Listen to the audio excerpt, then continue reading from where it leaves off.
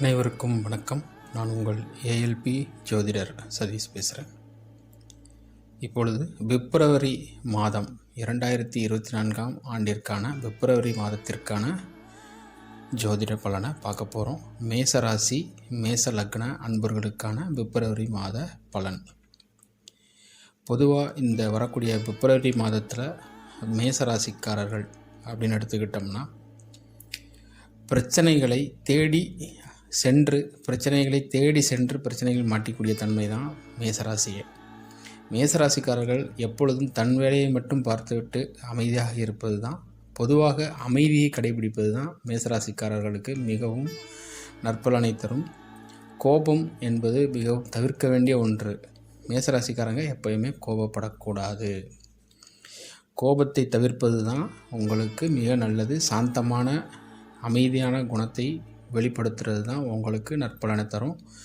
நீங்கள் ஏதோ ஒரு காரியத்தை செய்ய போய் அதனால் பல பிரச்சனைகளை சந்திக்கக்கூடிய தன்மை உங்களுக்கு எப்பொழுதுமே ஏற்படும்.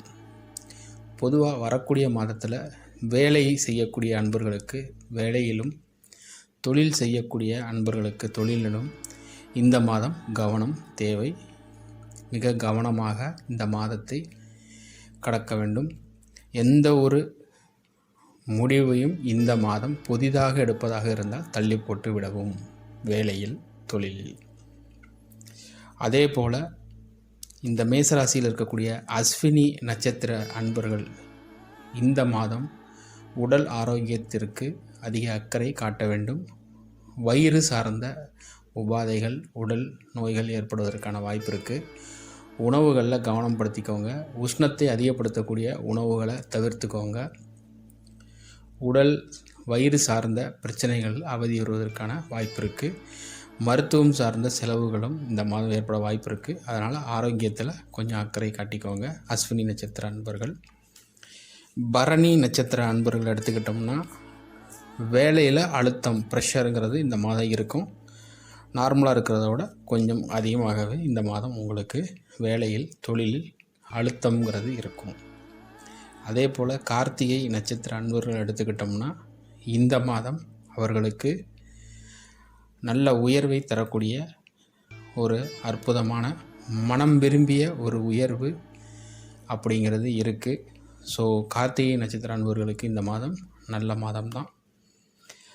அதுவும் பர்டிகுலராக அவங்க மனம் விரும்பக்கூடிய ஒரு விஷயத்தில் அவங்களுக்கு இந்த மாதத்தில் ஒரு நற்பலன்கள் கிடைக்கிறதுக்கான, பல பேருக்கு கிடைப்பதற்கான வாய்ப்பு அதிகமாக இருக்கிறது. வருமானம் அப்படிங்கிறது தொழில் மூலியமாக நல்லாவே இருக்குது. பொதுவாக கழுத்து பகுதிகளில், வயிறு சார்ந்த பகுதிகளில் கவனம் தேவை. உடல் ஆரோக்கியத்தில் உங்களுடைய ஆரோக்கியமே உங்களுடைய மனம்தான். மனதை சீராக வச்சுக்கிட்டிங்கன்னா உங்கள் ஆரோக்கியம் நன்றாகவே இருக்கும். பொதுவாக எந்த பிரச்சனைக்கும் முன்னால் நின்று போகக்கூடாது. கோபத்தை குறைத்து கொள்வது உங்களுக்கு நல்லது. பொதுவாகவே மேசராசி அன்பர்கள் அவங்க எப்படி அப்படின்னா, கஷ்டப்பட்டு ஒரு அழகான ஒரு பொம்மையை உருவாக்குறதும் அவங்க தான். கோபத்தில் அப்படியே அவ்வளோ கஷ்டப்பட்டு மணிக்கணக்காக உட்காந்து செஞ்ச பொம்மையை ஒரு நொடியில் கீழே போட்டு உடைக்கிறதும் மேசராசி அன்பர்கள் தான். ஸோ செய்கிறதுக்கான அற்புதமான அறிவும் அவங்கக்கிட்ட தான் இருக்குது. அதையே யோசிக்காமல் கோபத்தில் ஒரு நொடியில் அதை அழிக்கிறதும் அவங்க தான். ஸோ இங்கே உருவாக்குறத மட்டும் பண்ணிவிட்டு அழிக்கக்கூடிய தன்மையை விட்டுட்டிங்கன்னா நீங்கள் சூப்பரான ஒரு அமைப்பில் உங்கள் மேசராசி மேசலக்கணக்காரர்கள் வாழ்வில் வெற்றி பெறலாம். ஸோ கோபம்தான் முதல் எதிரி. அவசரம் படக்கூடாது. நான் என்று முந்திக்கொண்டு போகக்கூடாது. ஒவ்வொரு அடியையும் நிதானமாக கவனமாக எடுத்து வைக்க வேண்டும். அதே போல் கழுத்து, தோள்பட்டை பகுதிகளில் நரம்பு சார்ந்த உபாதைகள், ஏதாவது தொந்தரவுகள் ஏற்படுவதற்கான வாய்ப்புகளும் இருக்குது.